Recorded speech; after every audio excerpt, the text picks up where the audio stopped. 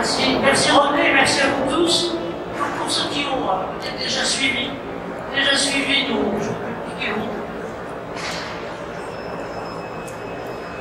pour ceux qui ont suivi, vous savez que notre axe, moi je m'appelle Anne-Marie Levert, je suis la cofondatrice du cercle Entreprise et Santé qui a été porté sur ces rebastissements par l'AILF. Et on est un think tank autonome, indépendant, sur les enjeux d'innovation de santé-travail, avec comme objectif d'éclairer soit nos membres et partenaires proches, soit plus largement dans le cadre d'opérations de rayonnement, comme ici qu'on fait, merci à l'AILF de leur donner l'occasion d'éclairer justement les pistes d'avenir sur ces enjeux d'innovation et de santé-travail, avec une philosophie qui est celle de l'UX, c'est-à-dire l'UX Forum, et qui est la philosophie de mettre en avant, parce qu'on est l'un et l'autre et on partage, je dirais, de ce côté-là les mêmes valeurs, de mettre en avant les entreprises utilisatrices et ce qu'elles développent. On n'a pas pour but, c'est plus un salon, ce type d'être un support, un tremplin commercial, un quiconque, mais c'est de repérer dans les utilisations intéressantes ce qui peut être préfigurant et ce qui pourrait être, je peux me permettre, cloné chez vous. Et donc, Samia, que je vais vous présenter là, l'objectif c'est à peu près que vous soyez un petit peu exemple sur toutes ces questions. Voilà ce qu'il est globalement ce qu'il en est. Et donc, sur la question des capteurs et des vêtements collectés, c'est-à-dire que, notamment avec AILF, c'est déjà une deuxième, c'est-à-dire que en juin dernier, dans le cadre de Préventica, cette fois-ci, à Lyon, on avait fait quelque chose justement pour organiser une table ronde sur les focus des capteurs. La question des capteurs, et donc c'est extrêmement, j'allais dire, de façon mondiale, bien exploité, bien utilisé pour le reste, j'allais dire, de l'environnement de travail, pour les questions de suivi industriel, de capteurs industriels, mais moins sur la question du facteur humain. C'est là-dessus qu'on va essayer de mettre l'accent par le biais d'un type de capteur tout à fait spécifique et qui ont vocation, j'allais dire, grâce à nos deux intervenants notamment, mais sans doute aussi dans ça, à devenir quotidien et à devenir, d'un certain côté, un outil pour nos opérateurs du quotidien, avec tous. Alors, avant de vous les présenter, ce que je voulais vous dire, c'est qu'il n'y a pas que nous. Donc là, je vous ai mis des extraits de presse là-dessus, qui vous montrent ce qu'on appelle l'IoT.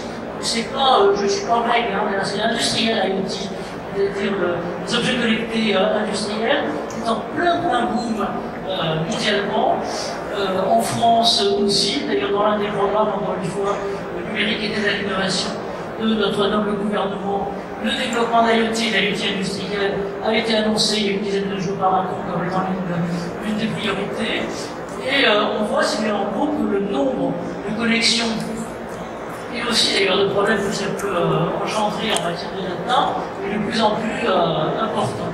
Et donc ce que vous voyez là, on va parler de vêtements connectés, alors peut-être que vous, au quotidien, on ne va pas faire de la pub pour Decathlon, mais c'est vrai que essentiellement chez eux, on le trouve beaucoup chez les distributeurs, j'allais dire, de produits de sport, des applications. Le plus souvent, c'est en matière soit sportive, soit aussi de santé, on peut en parler un moment, mais de santé, je vais dire, hospitalière, de santé pathologique. Vous avez là, par exemple, Florian pourra vous donner, s'il vous plaît, des choses sur quels sont les meilleurs t-shirts connectés. Moi, ce qui est plus intéressant, c'est la façon dont les questions de santé au travail et de qualité de vie au travail sont en train d'intégrer, même, j'allais dire médiatiquement, toujours un peu en retard, hein, mais médiatiquement là-dessus. Et là, vous en avez deux exemples. Celle de la qualité de l'air, alors ça aussi, c'est aussi une autre de nos obsessions, avec des structures comme le CEA ou d'autres plus petites, c'est-à-dire des startups aussi là, qui mesurent la qualité de l'air. Alors, j'allais dire, c'est la qualité de l'air classique. Et là, maintenant, avec les préoccupations qualité sanitaire de l'air stricto sensu, avec les questions du Covid. Alors, bon, voilà, les JTL que vous connaissez sans doute, qui était plutôt un canard de geek pour vraiment centrer l'agriculture sur la qualité de santé, qualité de vie au travail. Ils s'y mettent aussi.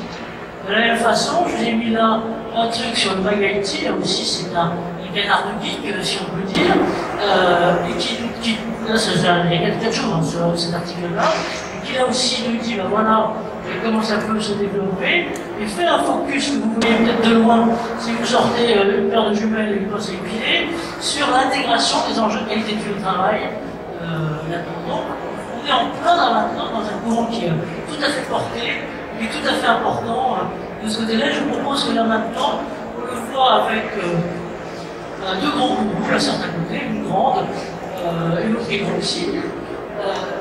À partir, je vous donne deux exemples. Un exemple surtout posé, qui sera celui de Samia et Eritrea et Ergonom européen, je le précise, de qualité d'Abel, si je peux me permettre, qui est certifiante de façon tout à fait importante et qui développe du travail. On s'est rencontrés, nous, dans d'autres sujets. C'était intéressant parce que c'était pas du tout sur les technologies, c'était justement sur la mise en place de plans et de programmes de formation, de sensibilisation très quotidiens en matière de santé, sécurité au travail et de RPS plus particulièrement. Sandra est à la fois responsable de la HSE pour son entreprise logistique et en même temps ergonome et psychologue du travail. Elle travaille sur ces questions. Si vous étiez là hier, vous l'avez peut-être vu hier, intervenir par exemple sur les questions d'exosquelette et d'innovation. Là aussi, ce qui est intéressant, c'est que la solution, les solutions qui sont sur le marché sont parfois excellentes, parfois pas complètement adaptées. Et là, par exemple, en matière d'exosquelette, vous avez été appelé avec une université à développer finalement un produit complètement spécifique parce que pour votre activité, ce que vous trouviez, ce n'est pas complètement normal. Donc là, ça vient.